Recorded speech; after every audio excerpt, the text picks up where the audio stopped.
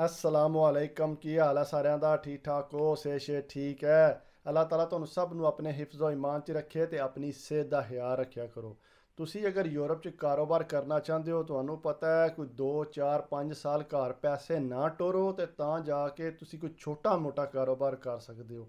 ਵੱਡੇ ਕਾਰੋਬਾਰ ਤੇ ਬੰਦਾ ਸੋਚ ਹੀ ਨਹੀਂ ਸਕਦਾ ਕਿ ਮੈਂ ਇਤਨਾ ਪੈਸਾ ਕਿੱਥੋਂ ਲਿਆਵਾਂ। ਪੈਸਾ ਵੀ ਬੈਂਕ ਨੇ ਤਾਂ ਹੀ ਦੇਣਾ ਜੇ ਤੁਹਾਡੇ ਕੋਲ ਕੋਈ ਪੈਸਾ ਹੈ, ਬੈਂਕ ਨੂੰ ਪਤਾ ਹੋਵੇਗਾ ਕਿ ਤੁਸੀਂ ਪੈਸੇ ਲਾ ਲਵੋਗੇ। ਉਂਝ ਉਹ ਕਰਜ਼ਾ ਨਹੀਂ ਦਿੰਦੇ। ਇੱਥੇ ਅੱਜ ਦੋ ਭਰਾਵਾਂ ਦੀ ਗੱਲ ਹੈ। ਉਹ ਇੱਥੇ ਆਏ ਸੀ ਤੇ ਇੱਕ ਜਿਹੜਾ ਹੈ ਮਿਸਤਰੀਆਂ ਨਾਲ ਮਜ਼ਦੂਰੀ ਕਰਦਾ ਆ ਤੇ ਦੂਸਰਾ ਜਿਹੜਾ ਉਹ ਇੱਕ ਸਟੋਰ ਤੇ ਕੰਮ ਕਰਦਾ, ਜਿਸ ਤਰ੍ਹਾਂ ਕਿ ਕਰ ਲਓ ਲੇਡਲ ਹੈ ਜਿਹੜਾ ਸ਼ੋਪਿੰਗ ਸੈਂਟਰ ਹੁੰਦਾ, ਦਹੀਂ ਵਗੈਰਾ ਜੋ ਵੀ ਹੈ, ਉਸ ਦੁਕਾਨ ਤੇ ਕੰਮ ਕਰਦਾ ਆ। ਉਹਦੀ 8-900 ਯੂਰੋ ਤਨਖਾਹ ਸੀ ਤੇ ਮਜ਼ਦੂਰੀ ਵਾਲੇ ਦੀ ਵੀ ਕਿਤਨੀ ਕੁ ਤਨਖਾਹ ਹੋਣੀ ਹੈ। ਰਹਿੰਦੇ ਸੀ ਮੁੰਡਿਆਂ ਨਾਲ ਡੇਰੇ ਤੇ ਮੁੰਡਿਆਂ ਨੂੰ ਸਾਰੇ ਹਾਲਾਤਾਂ ਦਾ ਪਤਾ ਸੀ ਕਿ ਉਹਨਾਂ ਦੇ ਹਾਲਾਤ ਕੀ ਨੇ, ਕਿਉਂਕਿ ਨਾ ਰਹਿੰਦੇ ਹੋਈਏ ਨਾ ਹਰ ਵਕਤ ਬੰਦਾ ਤੱਕਦਾ ਰਹਿੰਦਾ ਕਿ ਇਹਦੇ ਕੀ ਹਾਲਾਤ ਨੇ। ਪਿੱਛਾ ਪੈਸੇ ਟੋਰਦੇ ਸੀ, ਪਿੱਛੇ ਰੋਲਾ ਪਿਆ ਰਹਿੰਦਾ ਸੀ, ਵੀ ਤੂੰ ਟੋਰ ਪੈਸੇ, ਤੂੰ ਟੋਰ। ਲੇਕਿਨ ਪੈਸੇ ਜਿਹੜੇ ਨੇ ਨਾ ਇਹ ਟੋਰਦੇ ਰਹਿੰਦੇ ਸੀ। ਥੋੜ੍ਹਾ ਜਿਹਾ ਅਰਸਾ ਗੁਜ਼ਰਿਆ ਤੇ ਆਂਦੇ ਨੇ ਅਸਾਂ ਯਾਰ ਕਾਰੋਬਾਰ ਕਰਨਾ। ਅਸੀਂ ਆਖਿਆ ਭਾਈ ਇੱਥੇ ਪੈਸਾ ਬਚੇਗਾ ਤੇ ਕਾਰੋਬਾਰ ਕਰੋਗੇ ਨਾ, ਇੱਥੇ ਪਗੜੀਆਂ ਹੀ ਬੜੀਆਂ ਨੇ। ਤੇ ਕੋਈ ਅਰਸੇ ਬਾਅਦ ਨਾ ਉਹਨਾਂ ਇੱਕ ਮੇਨ ਜਗ੍ਹਾ ਤੇ ਦੁਕਾਨ ਤੱਕਣਾ ਸ਼ੁਰੂ ਕਰ ਦਿੱਤੀ। ਇੱਕ ਦੋ ਵਾਰੀ ਮੁੰਡਾ ਕਹਿੰਦਾ ਮੈਂ ਵੀ ਨਾਲ ਗਿਆ, ਮੈਂ ਕਿਹਾ ਇਹ ਤਾਂ ਦੁਕਾਨਾਂ ਹੀ ਬੜੀਆਂ ਮਹਿੰਗੀਆਂ ਨੇ, ਤੁਸੀਂ ਇੱਥੇ ਕਿੰਝ ਦੁਕਾਨ ਲੈ ਸਕਦੇ ਹੋ। ਉਹਨੇ ਆਖਿਆ ਬਸ ਅੱਲਾ ਮਦਦ ਕਰੇਗਾ ਤੇ ਅਸੀਂ ਦੁਕਾਨ ਲੈ ਲਾਂਗੇ। ਉਹ ਜਨਾਬ ਉੱਥੇ ਤੱਕਦਿਆਂ ਤੱਕਦਿਆਂ ਉਹਨੇ ਮਾਲਕ ਨੂੰ ਫ਼ੋਨ ਕਰ ਦਿੱਤਾ, ਦੁਕਾਨ ਵਾਲੇ ਨੂੰ। ਉਹਨੂੰ ਫ਼ੋਨ ਕੀਤਾ, ਉਹਨੇ ਆਖਿਆ ਜੀ ਮੈਂ ਦੁਕਾਨ ਲੈਣਾ ਚਾਹੁੰਦਾ। ਉਹਨੇ ਆਖਿਆ ਜੀ ਇਹਦੀ ਪਗੜੀ ਕਿੰਨੀ ਹੈ? ਉਹਨੇ ਆਖਿਆ 5000 ਯੂਰੋ ਪਗੜੀ ਹੈ।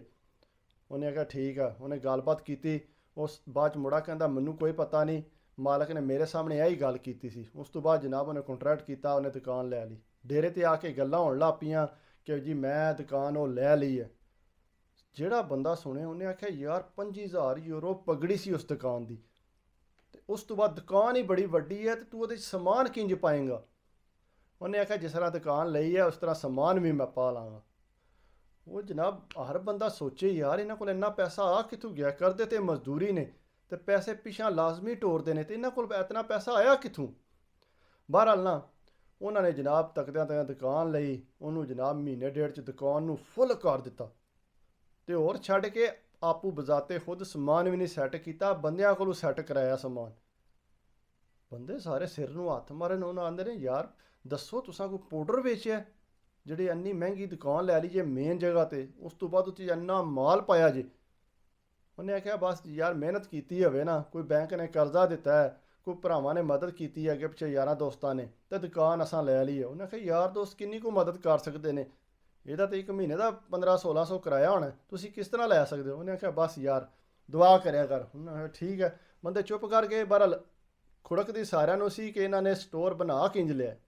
ਥੋੜ੍ਹਾ ਜਿਹਾ ਅਰਸਾ ਗੁਜ਼ਰਿਆ ਤਾਂ ਉਹਨਾਂ ਨੇ ਮਕਾਨ ਲਾਦਾ ਲੈ ਲਿਆ, ਲਾਦਾ ਹੋ ਗਏ। ਲੇਕਿਨ ਇਹ ਹੈ ਕਿ ਮੁੰਡਿਆਂ ਸਾਰਿਆਂ ਦਾ ਰਾਬਤਾ ਹੋਇਆ ਸੀ, ਉਹਨਾਂ ਨਾਲ ਗੱਪ ਸ਼ੱਪ ਲੱਗਦੀ ਰਹਿੰਦੀ ਸੀ ਤੇ ਦੱਸਦੇ ਰਹਿੰਦੇ ਆਪਣੇ ਹਾਲਾਤ ਸ਼ਾਤ, ਕਹਿੰਦੇ ਕਾਰੋਬਾਰ ਸੈੱਟ ਜਾ ਰਿਹਾ।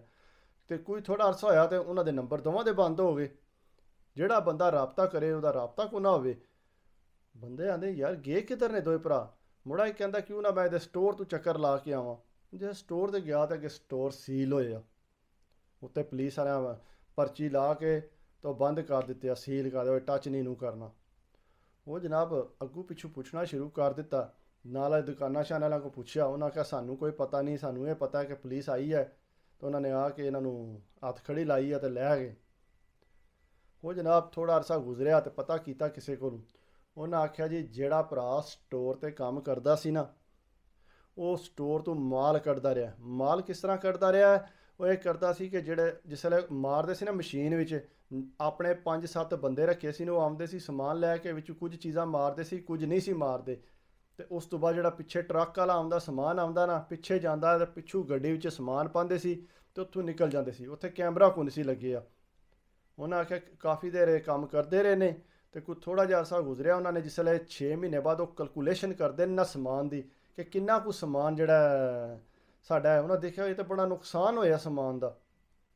ਉਹਨਾਂ ਨੇ ਜਿਸ ਵੇਲੇ ਫਿਰ ਕੈਮਰੇ 'ਚ ਸਾਰੀ ਨਾ ਰਿਪੋਰਟਿੰਗ ਤੱਕੀ ਉਹਦੀ, ਜਿਸ ਵੇਲੇ ਤੱਕੀ ਹੈ ਤੇ ਇਹ ਜਿਹੜਾ ਬੰਦਾ ਜਿਸ ਟਾਈਮ ਬੈਠੇ ਹੁੰਦਾ ਤੇ ਉਸ ਟਾਈਮ ਇਹ ਸਿਸਟਮ ਹੁੰਦਾ ਤੇ ਪਿੱਛਾ ਜਾਂਦਾ ਤੇ ਇਹ ਸਿਸਟਮ ਹੁੰਦਾ, ਮਾਲ ਕੱਟਿਆ ਹੁੰਦਾ। ਉਹਨਾਂ ਜਨਾਬ ਜਿਸ ਵੇਲੇ ਬਾਅਦ 'ਚ ਉਹਨਾਂ ਇਨਕੁਆਰੀ ਤੇ ਬੰਦਾ ਭਾਲਿਆ, ਤੱਕਿਆ ਵੀ ਉਹਨਾਂ ਗੱਡੀ 'ਚ ਪਿੱਛੋਂ ਆਵੇ ਬੰਦਾ, ਗੱਡੀ 'ਚ ਸਮਾਨ ਸੱਟੇ ਤੇ ਨਿਕਲ ਜੇ। ਉਹਨਾਂ ਪੁਲਿਸ ਨੂੰ ਰਿਪੋਰਟ ਕੀਤੀ। ਪੁਲਿਸ ਫਿਰ ਗਈ, ਉਹਨਾਂ ਦੀ ਜਿਹੜੀ ਉਹਨਾਂ ਨੇ ਬਣਾਈ ਸੀ ਦੁਕਾਨ, ਉਹ ਬੰਦੇ ਨੂੰ ਉਸੇ ਨੂੰ ਪੈਰਾਂ 'ਤੇ ਫੜਿਆ ਸੀ ਨੇ। ਜੇ ਸਮਾਨ ਲੈਣ ਲੱਗੇ ਅਸੀਂ ਨਾ ਤੇ ਜਿਹੜਾ ਲੋਡ ਕਰਦਾ ਪਿਆ ਗੱਡੀ ਤੇ ਉਹਨਾਂ ਨੂੰ ਜਨਾਬ ਪੈਰਾਂ ਤੇ ਫੜਿਆ ਸੀ ਨੇ। ਫਿਰ ਉਹਨਾਂ ਨੂੰ ਪਤਾ ਲੱਗਾ ਇਹਨਾਂ ਦਾ ਤੇ ਸਟੋਰ ਹੈ।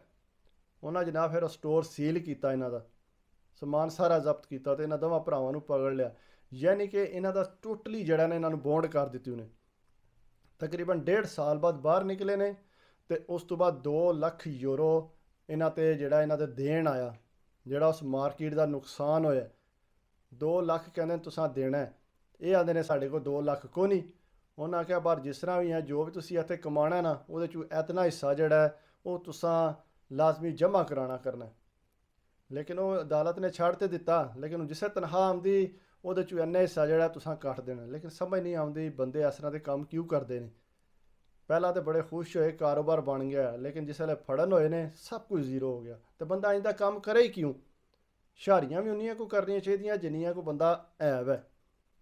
ਤੇ ਗੱਲ ਹਕੀਕਤ ਹੁੰਦੀ ਹੈ। ਤੁਸੀਂ ਅਗਰ ਪਸੰਦ ਕਰਦੇ ਹੋ ਤਾਂ ਪਲੀਜ਼ ਲਾਈਕ ਕਰਿਆ ਕਰੋ, ਕਮੈਂਟਸ ਕਰਿਆ ਕਰੋ, ਸਬਸਕ੍ਰਾਈਬ ਕਰ ਦਿਓ। ਤਾਂ ਯਕੀਨ ਕਰੋ ਦਿਲ ਖੁਸ਼ ਹੁੰਦਾ ਹੈ, ਹੌਸਲਾ ਵੱਧਦਾ ਹੈ ਕਿ ਮੇਰੇ ਭਰਾ ਜਿਹੜੇ ਨੇ ਸਬਸਕ੍ਰਾਈਬ ਕਰ ਰਹੇ ਨੇ ਮੈਨੂੰ।